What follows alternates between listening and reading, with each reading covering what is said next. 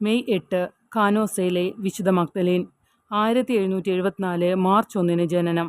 1835 April 10 മരണപ്പെട്ടു. ഒരു Italian മതവിശ്വാസിയായിരുന്നു.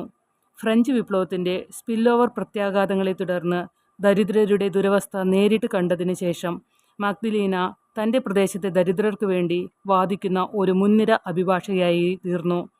ദരിദ്രരുടെ ആവശ്യങ്ങൾ പ്രോത്സാഹിപ്പിക്കുന്നതിനും പുരുഷന്മാർക്കും സ്ത്രീകൾക്കും ഒരു പുതിയ മതപരമായ ജീവിതരീതി സ്ഥാപിക്കുന്നതിനുമുള്ള തൻ്റെ ദൗത്യത്തിൽ ലിയോപോൾഡീന നൗഡറ്റ്, ആൻ്റോണിയ റോസ്മിനി തുടങ്ങിയ മനുഷ്യസ്നേഹികളുമായി സഹകരിച്ചു.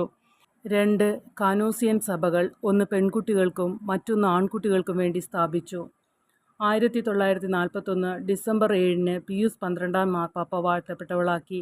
1988 ഒക്ടോബർ 2 പോപ്പ് ജോൺ 2 വിശുദ്ധയാക്കി ഉയർത്തി.